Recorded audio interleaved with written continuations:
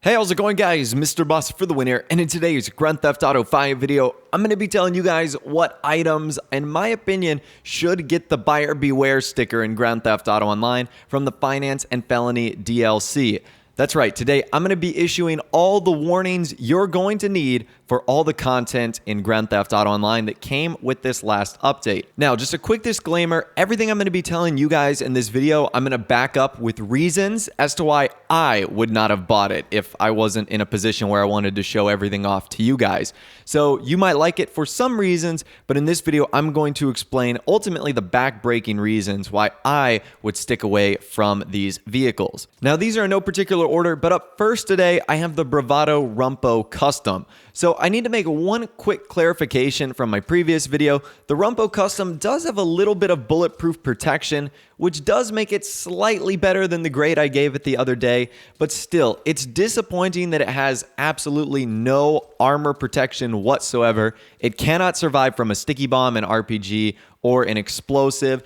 And it has a whole bunch of cool customization on the car, but absolutely no customization that we can do in the Los Santos custom shop. And that is disappointing because when I saw the vehicle, I was like, man, it's got all these great roll cages and roll bars and brush guards and lights. And I was just thinking like, man, we're going to be able to do so much to this car in the Los Santos custom shop. But it turns out that there really isn't anything you can do. In fact, there's nothing. The only thing you can do is change the wheels in the paint job. So with that being said, there are many other vehicles that will do the job that the Bravado Rumbo does, while still having more customization, more options. And if you want to spend like, a couple $100,000 more, you can get that armored bulletproof feature combo.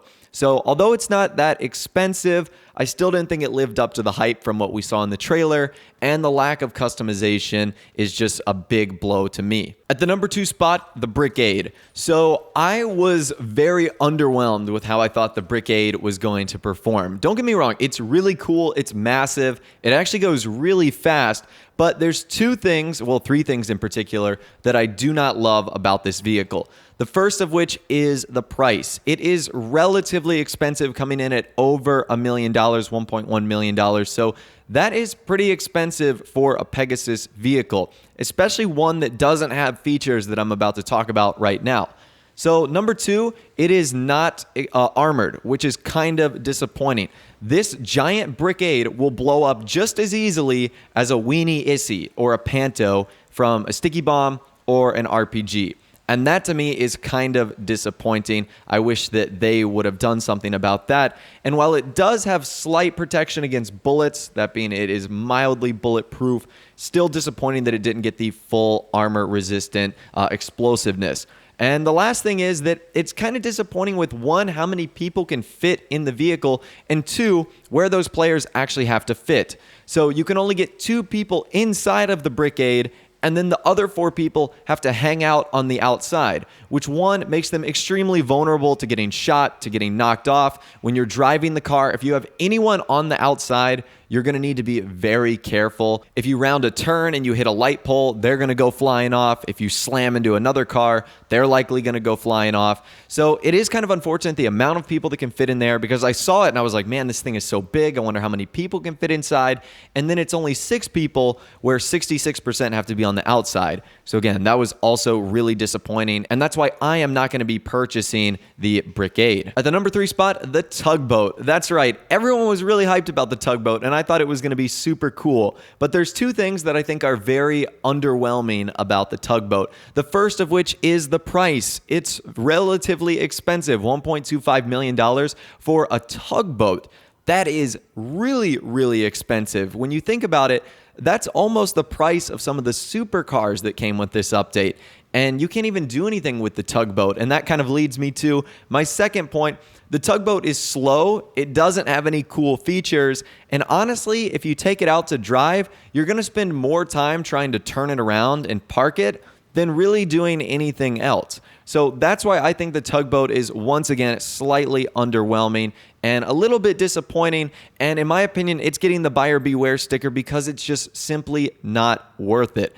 I don't think that, having this slow boat is worth $1.25 million. Again, it doesn't have any special features. It doesn't have anything to upgrade on it. It's just a slow, big boat. And yes, you can have some fun with it with your friends, but you can have fun with your friends without spending $1.25 million on a big, giant boat. Okay, at the number 4 spot, be aware of the ability of the supercars. So I know a lot of people were looking forward to the 2 supercars in this game, and even the sports car for that matter. That being the Reaper, the FMJ, and then the sports car, the Bestia GTS. However, they are not the quickest cars in their categories. In fact, not even close. The Bestia is pretty slow in terms of the sports vehicles in the game. And the 2 supercars, while they're kind of at the top of the pack, they definitely don't compete to some of the other vehicles, that being the 900R, the T20, the Osiris. So keep that in mind when you are purchasing those vehicles, that they are going to be slightly slower performance-wise than the best ones in the game. And also, I'm giving these the buyer beware sticker because you guys know those 3 hidden supercars in the game. Those are coming soon. So I don't want you guys to waste your money on these supercars and then not have the opportunity to buy the other ones later down the road. So those are some vehicles that performance-wise will need to get a buyer beware sticker. That, again, is not to stop you from buying the Reaper, the FMJ. I think the FMJ looks amazing. It's one of the best and coolest looking cars in the game. But if you're getting it strictly for performance, you're going to be slightly disappointed when you're losing races to Osiris's and T20s. So just keep that in mind. And finally, last but not least, I want to talk to you guys about the various types of offices. And the buyer beware sticker is just going on the price of the office. So you can buy an office and it can cost anywhere from $1 million to $6 million, which is a huge difference in game. Now, other than the things you can add to the office, like the receptionist, the gun safe, the regular safe, the accommodations, there is no difference between any of the offices in game other than 1, their location, which should be obvious, and 2, the views you get. So keep in mind that discrepancy between $1 million and $4 or $5 million is going to be based off a location and is also going to be based off of the view. All of them have a helipad up top. All of them have the pretty much exact same things. There is zero difference. All the interiors look the same based on what you choose or what design you go for. So keep that in mind. And I just want you guys to save as much money as possible because I know some people will say like, oh, Maze Bank building, that's the most expensive. It's got to have the best features. Well, not necessarily. It's in a great location, has a great view. And if you think that justifies adding $1 or $2 or $3 more million to your total price tag, then you go for it. But other than that, the offices are the same other than the view and the location. So anyways, that's all the information I'm going to be talking about for you guys in this video today. Once again, it was not meant to say that some people are wrong and some people are right. These are just the concerns that I've seen with the various vehicles added in the game.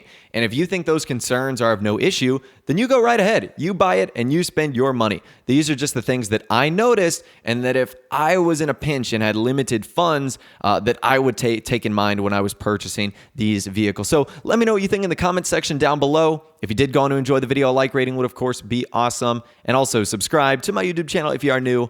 Really daily GTA 5 videos like this. With all the way, guys, like I said, thanks for watching. Take care, and I'll see you guys in the next video.